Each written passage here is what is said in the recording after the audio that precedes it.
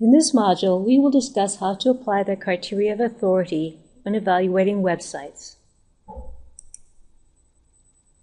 In judging a work's authority, we want to determine who is responsible for the content and what their qualifications are.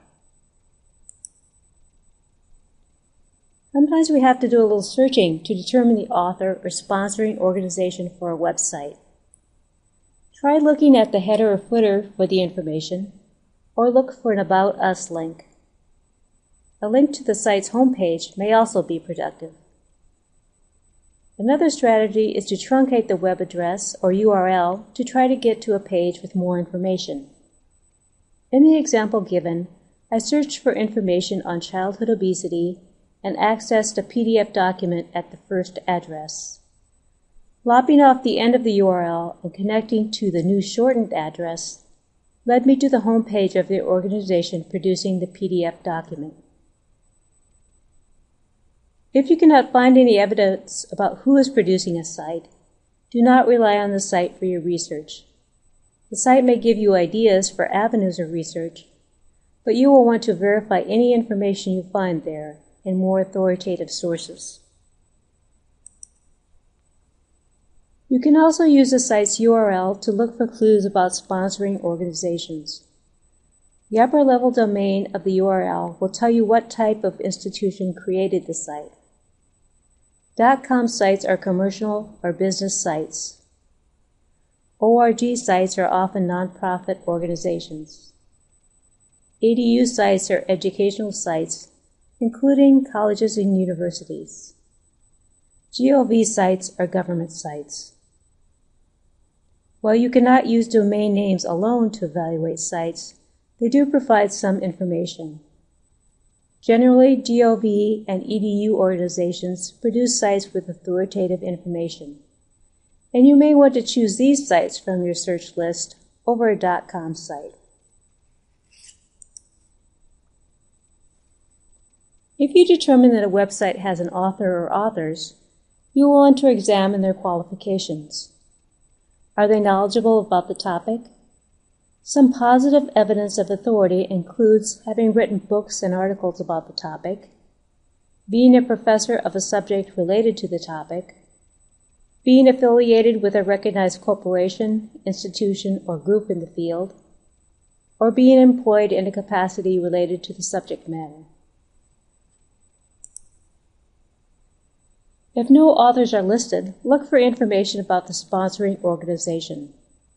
Some positive evidence of authority includes being recognized in the field and having a membership with expertise in the topic area.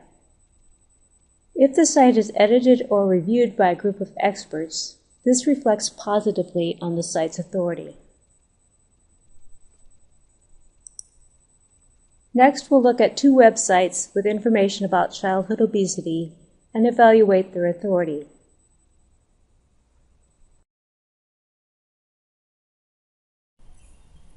The first site we'll look at is Medline Plus.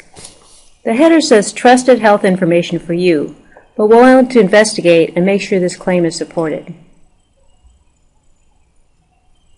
The header also shows who produces this site. It's a service of the U.S. National Library of Medicine and the NIH, the National Institutes of Health. If I'm unfamiliar with these organizations, I can check the URL for more information. I see GOV as part of the address, so I can reasonably conclude that these two organizations are government entities. Also in the header is an About link, in this case, About Medline Plus. I'll click on this to go to more information. The About section restates that the site is a product of the NIH and the National Library of Medicine. There's a message from the director of the NIH, who is a medical doctor.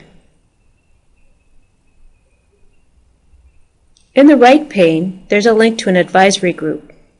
Having an advisory or review board reflects positively on the site's authority.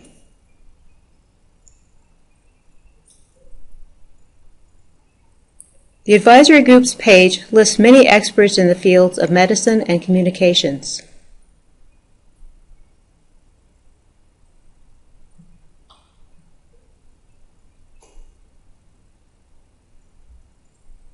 These experts are responsible for overseeing the site's content.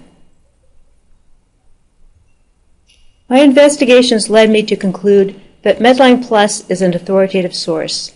I would feel comfortable using the information on this site in an academic research project or in looking for personal health information.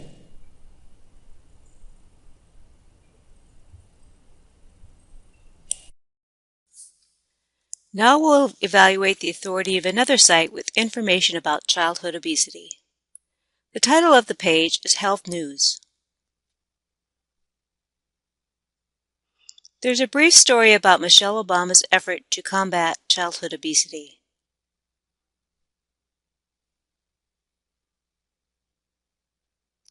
The header does not have any information about who is producing the site and their credentials, so I'll scroll down and look at the footer.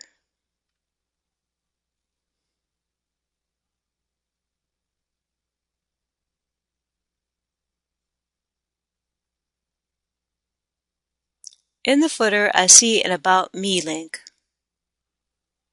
I'll click on that to look for more information about the site's creator.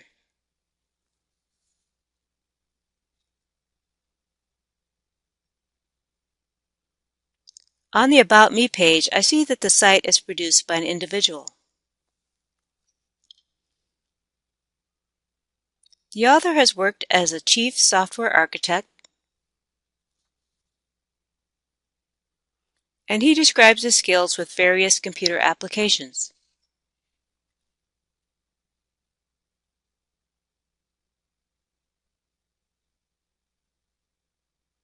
I'll try the LinkedIn profile to look for more information.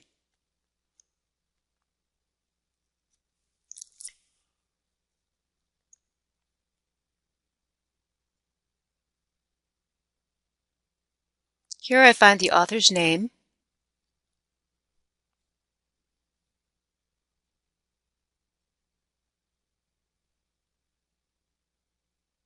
there is also confirmation that the author's expertise is in computer software. Now I want to return to the original page.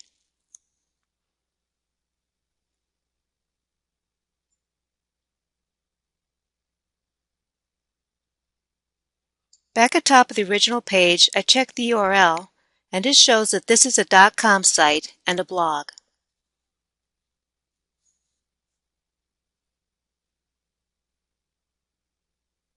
The author of the blog is posting information from other sources, but he has not identified those sources.